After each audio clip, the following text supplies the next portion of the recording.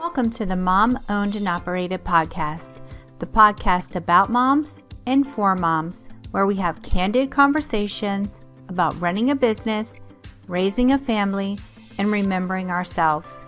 I'm your host, Rita Suzanne, a single mom of four, digital strategist, and provider of no-nonsense business strategies and tactics.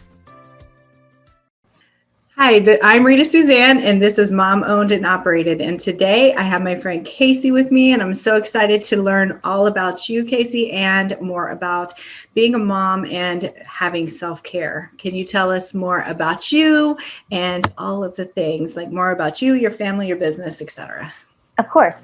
So my name is Casey Tabolt. I'm a motherhood coach, and I help moms who are overwhelmed and depleted kind of reconnect to themselves, reconnect to their families, and start living lives that they can't wait to wake up to and that are really joy-filled. Mm-hmm. I have two kids. I have a son, Tucker, who's 7, and I have a daughter, Eleanor, who's 4. Oh, my gosh. Yep. So I'm right in the thick of it. You have your hands so full. Yes. We homeschool. I do all my coaching from home, and we have like a small farm. We have like 2 dogs and 3 cats and a rabbit and 10 chickens. And oh my goodness. Like it's just chaos personified. It's a lot. Yeah. Yes. It is a lot. Oh, okay. So since you have such a crazy day, like give us an example of how a day looks for you, a normal day.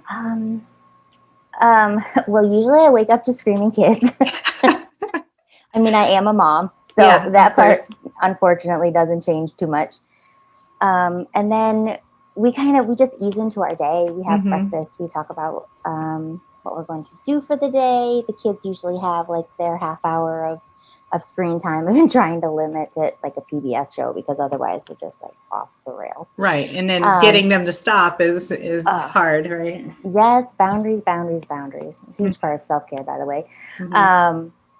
Yeah. And then we go right into like books. We do more of like an unschooling approach. So our days are pretty relaxed and we just kind of go with the flow and do experiential learning. Oh. It was a little bit easier during when COVID wasn't a thing, but I was going to say it has to be harder now because you can't go anywhere and do like activities and stuff. Yeah. I mean, we kind of live out in the middle of nowhere, so there's not really a whole lot to do around here anyway. Right. And fortunately, we have a huge yard. And like I said, we have a ton of animals, so there's always something going on.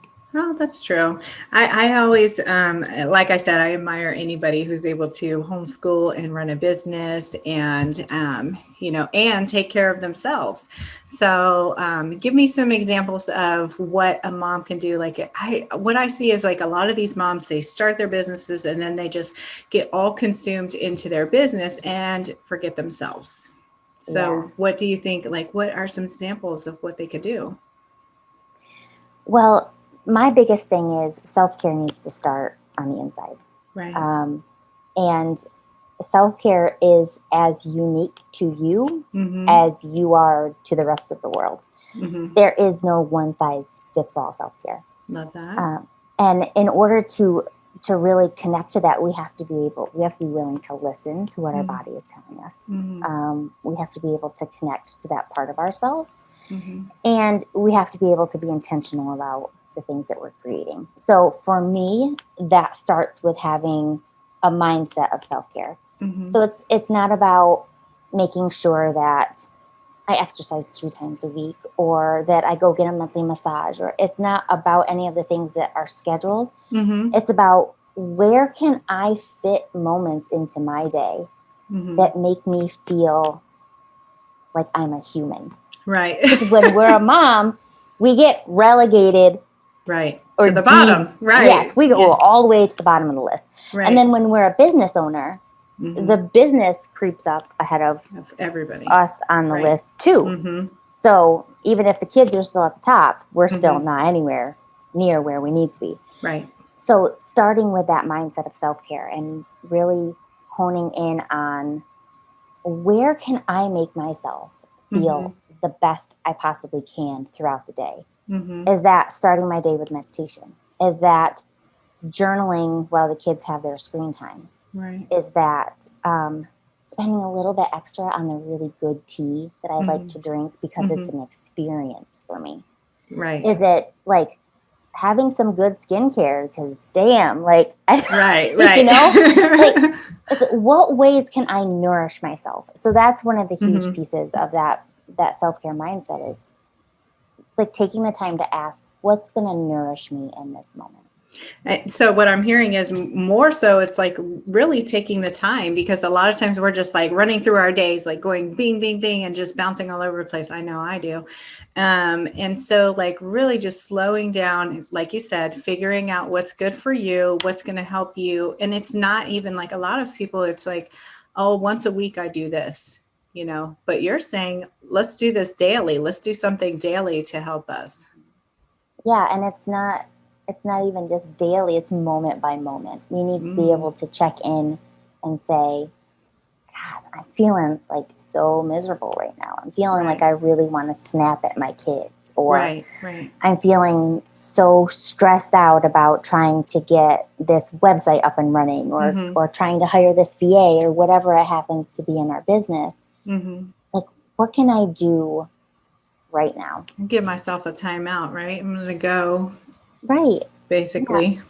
And just check in with those things. And it may not be anything big. It may be like, oh God, I just need to relax. Give me 5 minutes, right? Like I know people who go and sit in their cars just to get the break, and, you know, give me 10 minutes to go do this. And like like I said, before I got on here, I did a 15-minute nap just so that I could you know, finish the rest of my day. And it's, you know, it's 5 o'clock in the evening, you know, but I don't care. I needed it. No. And that's the thing, is being unapologetic about what we need.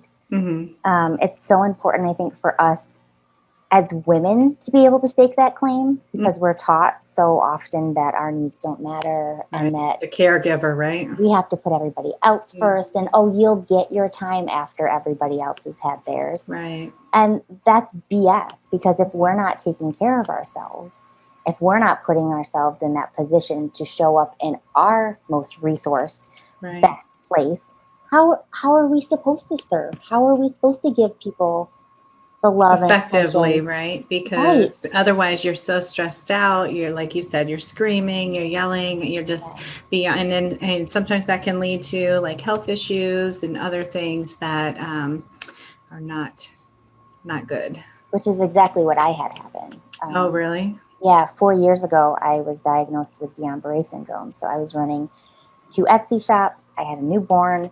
I had a 3-year-old. We had just bought our first house. Everything was kind of coming together. My husband was working crazy hours. And I was just so utterly depleted. And then it was, then my husband's father got sick. And it was kind of like the straw that broke the camel's back. Right. Because it was just like, one more thing. I just need one more thing. Yeah. And everything started crumbling down. And I ended up with Guillian Barre Syndrome, which is an autoimmune disease. And it strips the myelin coating of your nerves. I was completely paralyzed. I spent 3 months in the hospital on life support. Wow. I had to learn how to walk and talk and eat and like do the whole 9 all over again. So I am on a huge mission to save moms from having to go through that. It's like, let's create a revolution where moms feel empowered to step into their purpose, to run the business, to do the thing, because they're taking care of themselves. Right. And let's set that example for our kids. Let's show them what it looks like to live a life well lived. Love that. Let's show them what it looks like to take care of ourselves.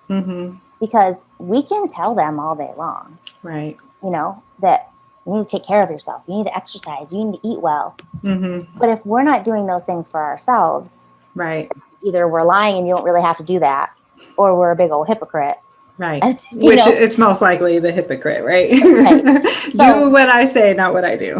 Right. So I think we owe it to ourselves first and foremost. But I know for most moms, our kids are such huge motivators for us. Right. Right.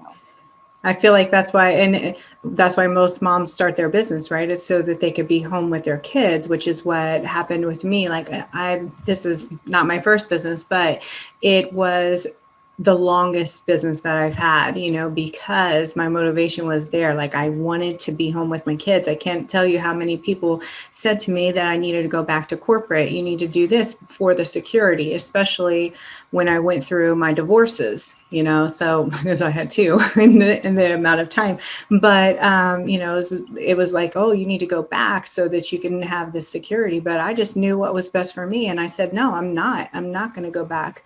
But unfortunately, that led to a lot of long nights, a lot of neglect of myself. And so then I didn't get sick or anything, but I would just burn out. It'd be in the middle of the day and a Tuesday, 12, and I'm laying in bed for the next, day and a half, because I've burnt myself out. And so I had to start putting in some boundaries and, taking my phone off, my email off of my phone, taking off on the weekends and not working, things like that, so that I could actually have a life over having a business. Yeah. And I think like 90% of self-care is boundaries. Right. And we always think, especially as moms, like we have to set boundaries with our kids. Well, a lot of that is teaching them that mom matters too. Right. But when you have a business, it's like having a baby. It is. Right. You're responsible Nurturing for this thing. it. You're nurturing it. You're trying to get it to grow up. Right. You're trying to get it to that next milestone. There's all of these analogies. Right. There is the poopy diaper part of business, like the whole nine. And unfortunately, you never grow out of the poopy diaper phase in business, right? Unless you start hiring people. Right. Exactly. Yeah. And I completely lost my train of thought. Sorry. Diaper. No, it's not your fault. I do it to myself all the time.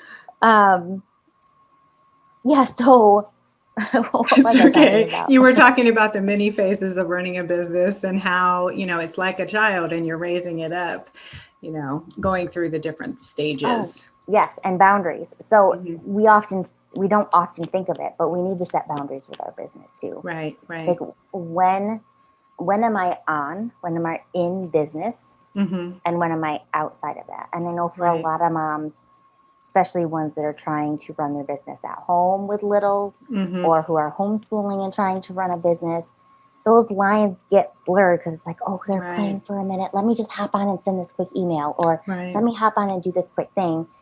But what we end up doing is dividing ourselves, and we don't give our full attention to the tasks that we're doing, and we don't give our full attention to the kids. And then we don't end up finding the lanes that we're in. We're not utilizing our most resource self. Right? Yeah. So we're, I just kicked my light stand and so we end up getting in this trap of, switching back and forth between mom mode and business mode. And we're not our most resource self when we're doing that. Right. Because that happens to me. As I mentioned, my kids are older, between 10 and 13. And so I'll try to work while they're here. And what will happen is they'll come in, they'll start talking to me, sharing their things. And I'm like, can you just please give me 10 minutes so that I can finish this up?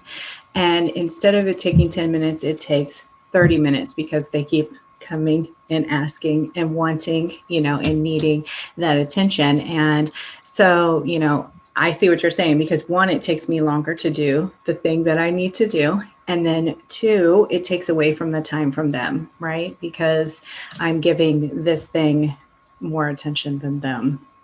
Yeah, it's like you have split attention. You're not able to be fully present with whatever it is. And I know, like, with my kids in particular, and it's so hard to get out of that mindset when you're like, I just have this one thing to do. Like, just give me that 10 minutes.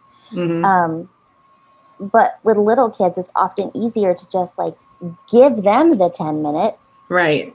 And they'll get sick of you. They'll do something else. And then you'll be able to sit down and concentrate on what you need to do. That's very true. Very true. Like there's a difference. I started my business 7 years ago and I just had my boys with me. And I remember I would be on my laptop and one would be on one side and one would be on the other side just so they could sit next to me. They didn't want to do anything. They just wanted to sit next to me while I was on my computer. And that would go on for hours. Like, they would get down and play and then they'd come back and sit with me, get down and play, but at that time I was really bad at my boundaries because I was trying so hard to make sure that this business was going to work because I had to prove it to everybody that I can make this happen. I can do this. I don't have to go back to corporate. You're wrong. You know what I mean? So I was so determined that I was, workaholic. And like I said earlier, this is just definitely not healthy for anybody. So, but then I was exercising and stuff a lot more than I am now, which is probably because of where I live. I'm in Ohio. I was in California during that time. So I was like walking and hiking every day. So, oh yeah, you could actually get outside. Yeah. That makes a big difference. Yeah. For sure. So before you started coaching, what were you doing? I in another life, I was a natural resource biologist. And, oh, wow. And then I ended up, there's like a weird series of events, and I ended up, I sold fire hydrants for a small period of time and water meters, which is as exciting as it sounds. Right. And then my company downsized and I was home. And that's when we decided that we were going to start a family. And as soon as I got pregnant, I could not imagine going back to work. Right. I just couldn't even imagine it. And at that point I had had it with other people telling me what to do. I'm a little nonconformist in that way. I just don't follow directions or rules very good. So I started a business. I made custom wedding invitations for a time, and then I had an Etsy shop. And I was just starting to gain momentum in my Etsy shop when you got sick. When I got sick. Yeah, and then after you got better, you probably realized this is something that has to change. Yeah, it just didn't feel sustainable anymore. I also had some physical limitations, I wasn't able to actually do the crafts that I was doing for my Etsy shop before. And it's actually a funny story. When I got out of the hospital, I had been wanting to dye my hair purple for quite a while. I also been wanting to get a tattoo, like a sleeve, because I have a tattoo on my foot. And I'd been I don't know, getting nervous about it. And it's I don't know. Right. And after that, I was screw it. I'm doing it. I don't care. I can do all the things. I'm doing all the things. I'm traveling. I'm doing everything. I'm not waiting to live anymore. Which is great. Yeah. So I dyed my hair purple. I got a full sleeve and a couple other tattoos. And was that your first one? The sleeve was your first ever? No, I actually, you had the foot one. Yep. I had the foot one.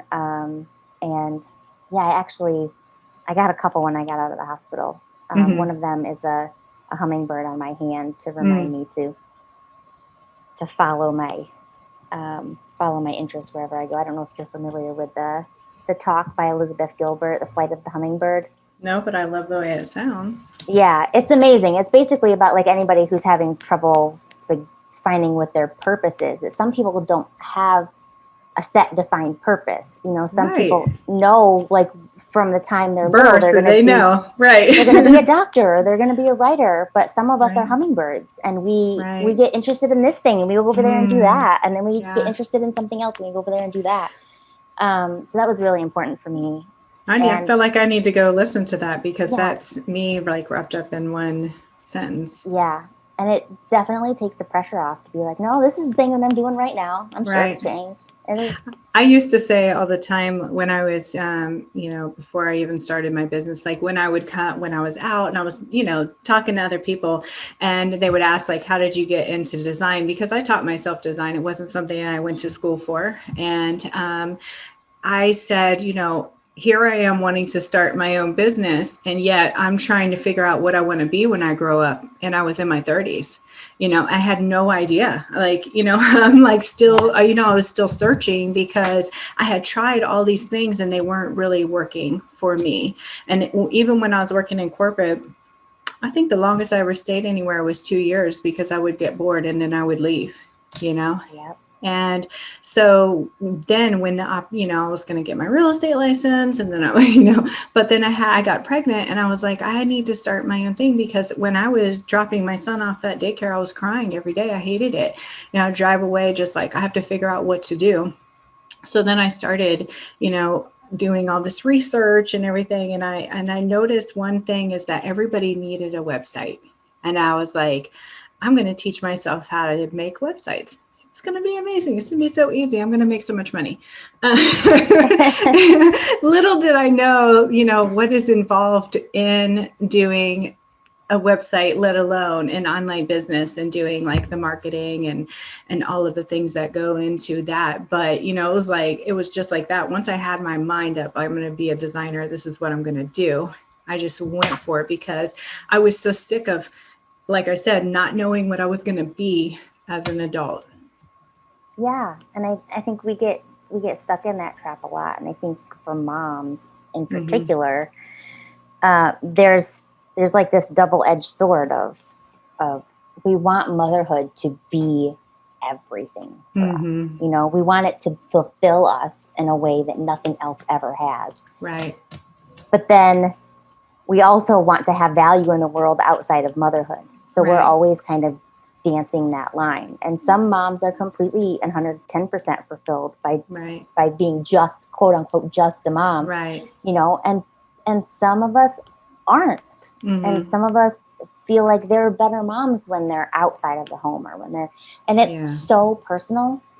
And it's really important, I think, for us to honor that and to be authentic and not try to fit into something that we think that we societal norms or that we feel is like the way to be. I agree. I never wanted to be a stay-at-home mom, but I always wanted to have a business, because I think I'm just so independent. I could never rely on anybody else to care for me.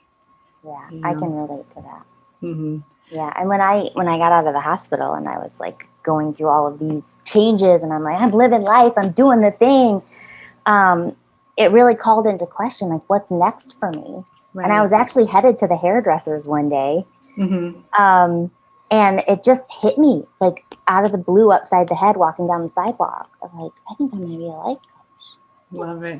And like when I sat down in her chair, she's like, what's new? And I'm like, well, I think I'm going to be a life coach. And she's like, what's that? So we started talking about the whole thing. I had hired a coach before when I had an Etsy shop. Trying to figure out how to balance motherhood and business. And it just kind of snowballed from there. Like within a week, I had signed up for coaching school and I was in the thing. And so over the last 4 years, I've gotten 2 certifications in coaching. I've like done training in a whole bunch of other healing modalities to kind of help break through some of the things that hold us back as moms. Yeah. And it's really exciting to see where it's all headed. I love that because, sometimes it's just so hard to really even figure out what you want to be, and then once you get it, it's just like, I'm going to go for it. And I love that you moved so quickly and you found a calling for you. That I think that's what I was saying earlier. That's the way I felt with this was that, I just thought of it and then I just went for it, and I'm still trying. It's like messy at this moment. It's like really messy, but I'm still going through it. I'm still getting to, to the part where, it's going to be great. And, I'm looking forward to that just because it's a new challenge. I've been doing design for so long. I think that I was ready for a new thing. Yeah. Yeah. Not that I have quit it. You know what I mean? Yeah. But those nudges, that's our intuition. That's our soul shining through and telling us, like, there's this thing. Like you were meant for more. There's still more for you to do, and that's one of the things that shows up. Like the tagline on my website is "Mom and More Coaching," because we are more than More a than your mom. Right. And there's so much more to motherhood. Like there's all this ways that more fits into it. And I have this whole philosophy about like the ampersand. I have an ampersand sign above my desk because we get to be and. It's not either or. It's not we're a mom or a business owner. Mom and a business owner. Right. You know, you're not ever just a mom. You're a mom and a human. Right. You're a mom and a partner. There's all of these it doesn't layers. Define you like solely. Right. There's so much more to who you are and what you have to offer than just being one thing. Yeah, I love that because, you know, it's hard sometimes, I think, for moms to they define themselves outside of being a mom. And, you know, I went through 5 years of infertility. And so when I actually got pregnant, I really just couldn't even believe it, you know, but I had envisioned something more, like you said. There was something, it was going to be greater than what I thought it was. I did not realize how hard it was to be a mom. And, you know, that was even before I started running started my business. But, you know, it's just like you love this little human so much. You're just like, I'm going to do all the things for them, you know. But I remember like I have a lot of business friends who are not moms. And so I think like this was a calling for me because I felt like the non-mom business owners, they can't understand the struggle that we have with and I don't say balance, but, you know, juggling all of these things that we have to deal with and still, you know, coming out looking shiny and pretty, you know, not like we've been stomped on. Right. Yeah. Which is tough most days. It's really tough. Right. Yeah. I think there's things, generally speaking, about parenting that there's just no way you could possibly know what it's going to do to you or for you until you experience it yourself.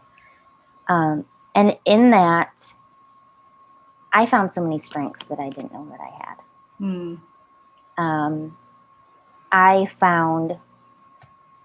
I found this huge calling and dedication to healing and to moving through the stories and to being better for my kids. And now that I'm, you know, further along on my journey, I'm recognizing that the importance of being able to do that for myself. Right. But had I not had them there to cause that, you know, to be the catalyst for that, then I don't know if I ever would have done that for myself. Yeah, I agree with that because I always say too, since we're, you know, equating our business as a baby, but I always say that if you ever have any issues in your life, like start a business because they're going to come front and center and you're going to have to deal with all of them. Right. It will shine a light on that. Like there is no tomorrow. Yes. And the same thing with being a parent, right? You like see parts of yourself that you like, and then parts of yourself, then you're like, wait a minute, I need to fix this. This is not good. Is that what I look like when I do that? Yeah. And they remind you, you know, like then you start feeling like your mom because you start like, oh my God, my mom used to say that to me, you know. And then you start to empathize with your mom, right? It's like, oh, no wonder she was so crazy. Yes, it's definitely a fine line that we walk. Right. For sure. Yeah.